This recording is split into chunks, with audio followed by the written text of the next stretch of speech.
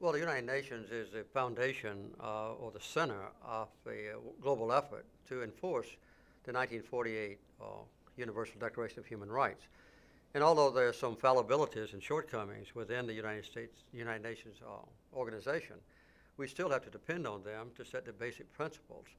One of the things for which the Carter Center worked very hard was to get a separate United Nations High Commission on Human Rights, who's pretty well independent. And we think that the council will be an improvement over its predecessor. What the Carter Center has done is to try to make sure that those who are nominated and elected to the council have some adequate credentials as human rights defenders and not really gross human rights oppressors.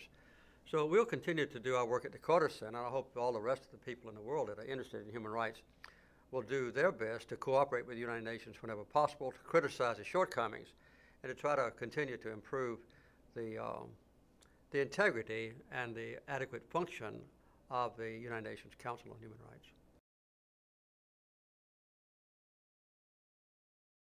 I think the United States government ought to be much more forceful in condemning what is now going on in Egypt in the political arena and making sure that the President, Mubarak, does know of our displeasure.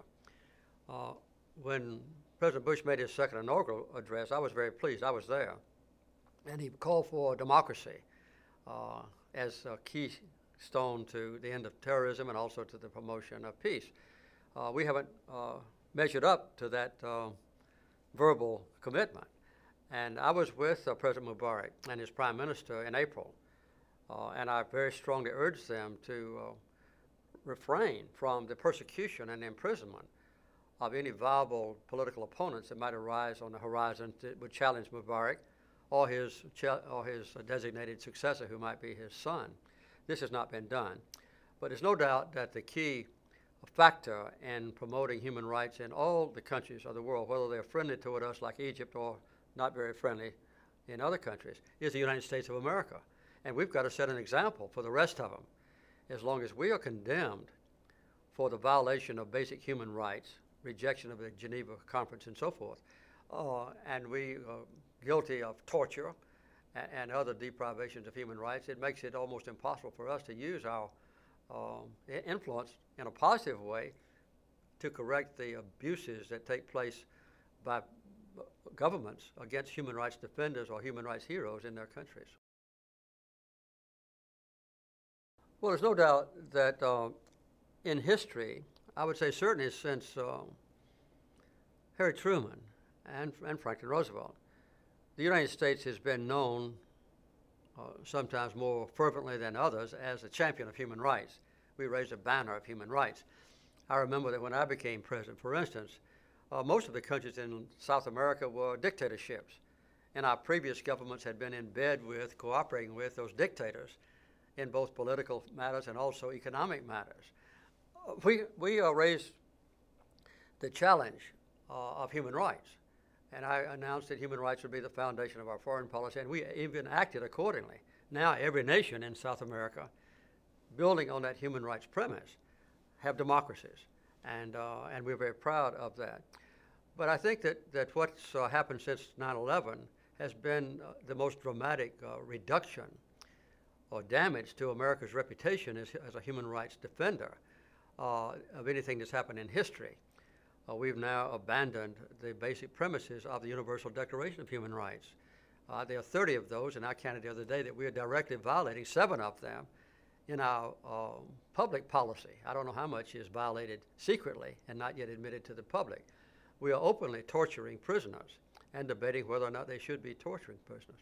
We are arresting people without accusation of a particular crime.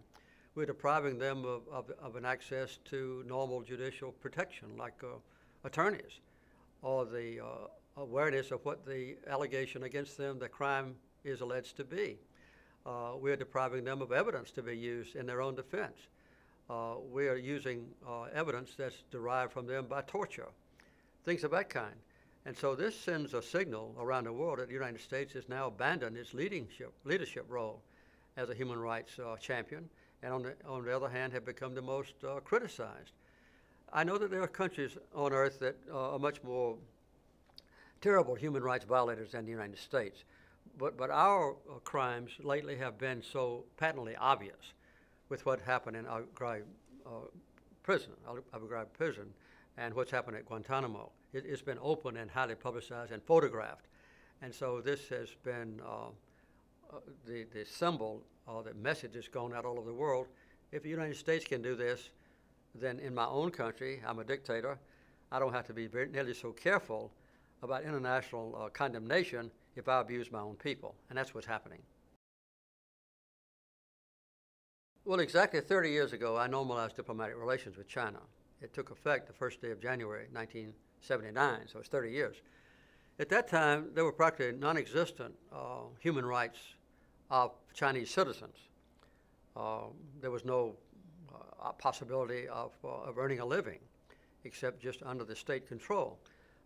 It was not permitted for a China person to move from one village to another without prior permission from Beijing. There was no freedom of religion at all. Bibles, for instance, were prohibited from being distributed in China. All those things were changed within 2 or 3 years after we had normal diplomatic relations. China has come a long way. They now have a completely free economic system. People can move as much as they want to. There are now 30 million Christians in China, the third largest number of Christians of any nation on earth. Bibles are distributed freely. Those are just a few examples. China still has some problems, particularly in relation to how they treat Tibetans. And the big argument there from the international community is that Tibet ought to have their own very dramatic autonomy or even independence. The Chinese say it's a province of China and they must comply with the Chinese laws. So there's some abuse there. And obviously there's not an adequate amount of freedom of speech, freedom of assembly in China.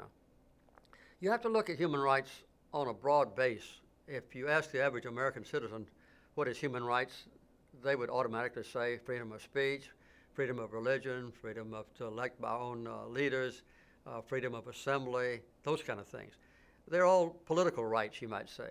But other people in the developing world consider human rights to be the right of a person to have food to eat, a place to live, a chance to earn a living, a chance to get an education, a chance for health care. So the social and economic and political rights are all legitimately to be considered as basic human rights. And I think others, along with the Carter Center, ought to demonstrate this vividly, that until a country or government or regime is able to honor all the human rights, then they still are susceptible to and ought to be criticized. The number one tool in promoting human rights around the world is to set an example. There needs to be one major nation on earth that unequivocally and permanently, with a deep commitment, honors every human right that's spelled out in a Universal Declaration. In the past, quite often, that has been the United States, and that needs to be restored under the next president.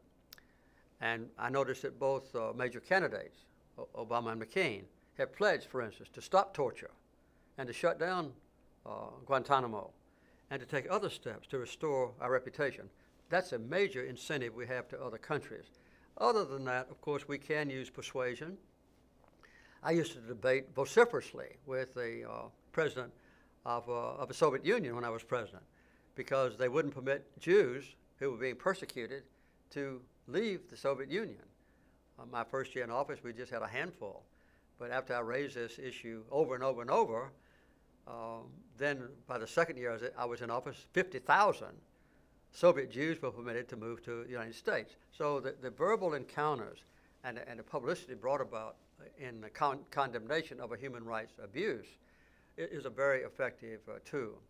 Nowadays, all I can do at the Carter Center is use my own voice, and publicly sometimes, but quite often we write personal letters, I do, prepared by my staff and approved by the Emory Law School, by the way, to leaders where we know human rights abuses are taking place, and I urge them privately to correct the problem and point out the evidence that I have that they are committing an atrocity of a human rights nature. And to an amazing degree, they sometimes comply with my request, and I don't bring any public condemnation to them. Quite often, though, implied in my messages to them is a promise that if they don't do something themselves, then I'll go public with my small voice and point out that in a country like maybe Egypt or Algeria or China, somewhere like that, that they are being condemned.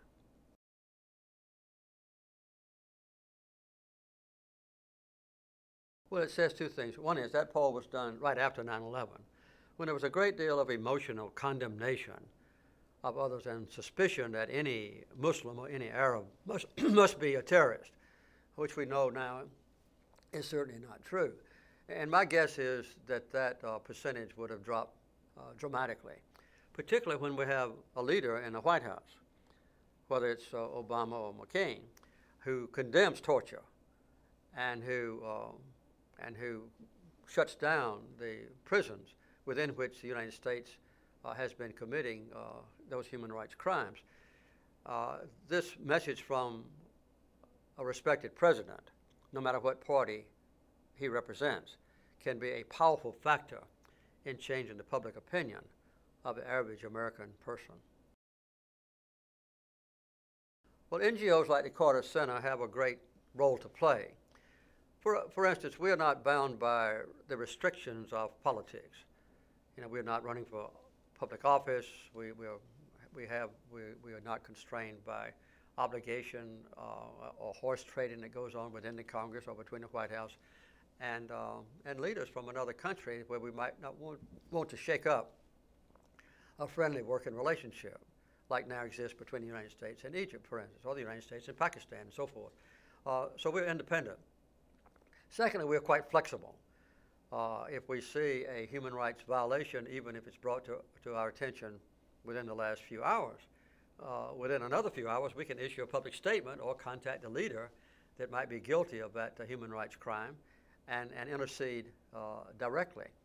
Another thing that's important is for the human rights organizations, NGOs, to get together, because we don't want to act just after human rights crimes are committed, but we want to have a preventive role to play. That is, to make sure that we promote human rights so strongly and openly and effectively that it deters violators from perpetrating those human rights abuses. So those are the kind of things that the human rights NGOs can do. Luckily, some of us that have proven our authenticity and our effectiveness have been welcomed into the public discussions at the United Nations and other places, for instance, and we can add our voices almost directly to the participants in the official debates as they come off the stage or come out of the auditorium where they are conducting the business, to say, of the United Nations. Then human rights activists can contact them and say, why don't you pursue this goal? So it gives us a lot of insight, a lot of flexibility, and also the ability to cooperate with one another and to learn from one another as we address different aspects of human rights abuse. Well, that trading of United States advantage away to human rights abusers has gone on for, I guess, hundreds of years. In the past, for instance, before I became president, there was not a major threat of terrorism, but there were commercial deals to make. For instance, in Nicaragua, the bananas were very important, and if we had a deal with a dictator in Nicaragua to let our banana distributors in America trade at a big profit, then the government, supported that agreement. And the same thing happened in many other countries in Latin America, where we had economic and political alliances with human rights abusers or dictators to the detriment of human rights and democracy. And nowadays, of course, terrorism is another element. We trade away some of our human rights standards in order to keep the friendship and support of countries that we believe are partners with us in the war against terrorism. So it's an old thing. You just have a difference in the benefits to the United States, commercial, political, economic, or nowadays terrorism.